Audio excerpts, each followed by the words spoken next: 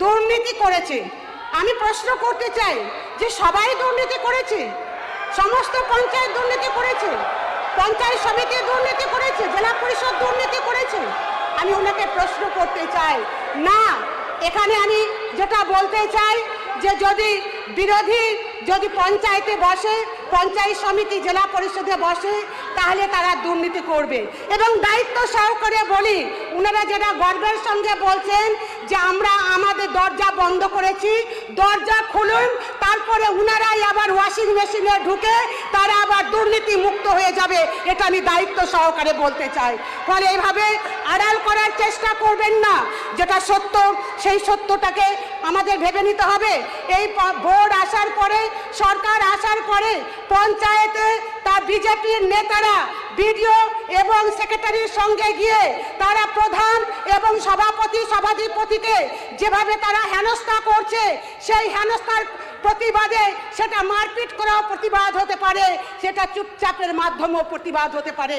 যখন বিজেপির নেতারা কোনো পদাধিকার অবলম্বন না করে তারা পঞ্চায়েত চালানোর চেষ্টা করছে, পঞ্চায়েত সমিতি জেলা পরিষদ চালানোর চেষ্টা করছে, তখন আমাদের লোকেরা চুপচাপ তার প্রতিবাদ জানাচ্ছে।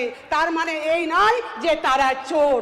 আমি এই জায়গাটা থেকে বেরিয়ে আসার জন্য আমি অনুরোধ করব। আমি সরকারকে আরও একটি কথা বলতে চাই যে আমি শুনতে পাচ্ছি এবং বিভিন্ন জায়গায় কিছু কিছু ক্ষেত্রে প্রধানদের ক্ষেত্রে আমি দেখতে পাচ্ছি যে সেখানে নাকি সেক্রেটারিরা সমস্ত সিদ্ধান্ত নিচ্ছেন। আমি প্রশ্ন করতে চাই, শুধু প্রশ্ন নয়, আমাদের সরকারও কিন্তু এটা ভুল করেছে, তৃণমূল সরকারও ভুল করেছে। আমলাতান্ত্রিক থেকে, দয়া করে আমলাতান্ত্রিক থেকে বেরিয়ে আসুন। আমরাও এমএলএ প্রধান সভাপতি থাকা সত্ত্বেও, এই 15 বছরে তৃণমূলে থাকা, সরকারে থাকা সত্ত্বেও, যেহেতু আমাদের নেতৃত্ব বা আমাদের চিফ মিনিস্টার আমাদের পদাধিকারকে তারা বঞ্চিত করে আমলাতান্ত্রিক উপায়ে রাজ্য চালিয়েছে, তার ফল কিন্তু এখন আমাদের ভোগ করতে হচ্ছে। তাই আপনাকে শুধু স্মরণ করিয়ে দিতে চাই, আমলাতান্ত্রিক তন্ত্র থেকে আমাদের ডিপেন্ডেন্সি কমিয়ে দিতে হবে। আমলাতন্ত্রের কাজ হচ্ছে এক্সিকিউট করা, প্রকল্প এক্সিকিউট করা, ডিসিশন মেকিংয়ের কাজ হচ্ছে জনপ্রতিনিধি। আজকে যদি সে ডিসিশন মেকিং এবং আমাদের এক্সিকিউটিভ প্রসঙ্গ দুটোই যদি আজকে আমলার হাতে চলে যায়, তাহলে আজকে তৃণমূল সরকারের যা অবস্থা হয়েছে আপনাদেরও আগামী দিনে হতে বিন্দু মাত্র সময় লাগবে না।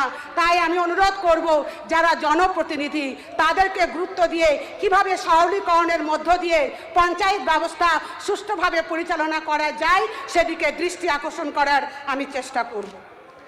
এখানে প্রশ্ন অনেকেই বলেছেন, আমার অনারেবল সমস্ত আমার কলিগরা, এনআরইজিএস নিয়ে একটি কথা উঠে এসছে। কেন্দ্রীয় সরকার 2021-22 সালে এনআরইজিএস প্রকল্পের জন্য 7,507.80 কোটি টাকা দিয়েছিলেন। তারপরে আমরা দেখতে পেলাম যে 2022-2023 বরাদ্দের পরিমাণ 0, 2023-2024 বরাদ্দের পরিমাণ 0, 2024-2025 বরাদ্দের পরিমাণ 0। অর্থাৎ শ্রম দিবস যেখানে 2021 সালে 2,822 লক্ষ তৈরি হয়েছিল, সেখানে 2024-25 সালে মাত্র 17 লক্ষ শ্রম দিবস তৈরি হয়। এবং 2025-26, 2026-27 আমাদের সরকার চেঞ্জ হয়েছে, ডাবল ইঞ্জিন সরকার এসছে। আমি এখানে প্রশ্ন করতে চাই বা আমার জিজ্ঞাস্য যে পশ্চিমবঙ্গকে 2026-27 সালে কেন্দ্রীয় সরকার এনআরইজিএস প্রকল্পের জন্য কত টাকা বরাদ্দ করেছে, শ্রম দিবসের টার্গেট কি? যে দীর্ঘ 4 বছর এনআরইজিএস প্রকল্পের টাকা কেন্দ্রীয় সরকার বন্ধ করে রেখেছিল, এখন ডাবল ইঞ্জিন সরকার আমাদেরকে তথ্য দেবে কোথায় কত টাকা দুর্নীতি হয়েছে, তার জন্য সরকার কি ব্যবস্থা নিয়েছে। যে শ্রমিকরা এনআরইজিএস এর কাছ থেকে বঞ্চিত, 2 মিনিট স্যার, বঞ্চিত, তাদের জন্য সরকারের পরিকল্পনা কি তা যদি বিশেষভাবে জানান তাহলে আমরা উপকৃত হব।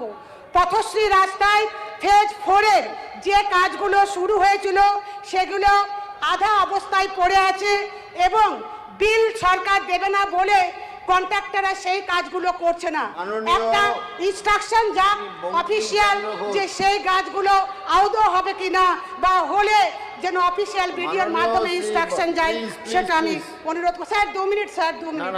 যে ডিম থেরাপি নয়, এরপরে ইট থেরাপি চলবে। যে মিনিস্টারের দায়িত্ব পঞ্চায়েত ব্যবস্থাকে সুদৃঢ় করা এবং ধর্ম, জাতি, ধর্ম, বর্ণ, রাজনীতির ঊর্ধ্বে উঠে পঞ্চায়েতের প্রধান, পঞ্চায়েত সমিতির সভাপতি এবং জেলা পরিষদের সভাধিপতিকে প্রোটেকশন দেওয়া, আজকে সেই পঞ্চায়েত মন্ত্রীর মুখ থেকে আমরা ডিম থেরাপির জায়গায় ইট থেরাপি আমাদের শুনতে হলো। তাহলে কেন এই সরকারের একজন মন্ত্রী যখন ইট থেরাপির কথা বলছেন তখন তাকে কেন আইনি লড়াই লড়তে হবে না? তার ক্ষেত্রে কেন আজকে অপোজিট আমাদের থেরাপি চলবে বা অপোজিট ভাবে তাকে ট্রিট করা হবে? আমি এই জায়গায় অনারেবল মিনিস্টারকে সংযত হওয়ার জন্য অনুরোধ করব। অন্য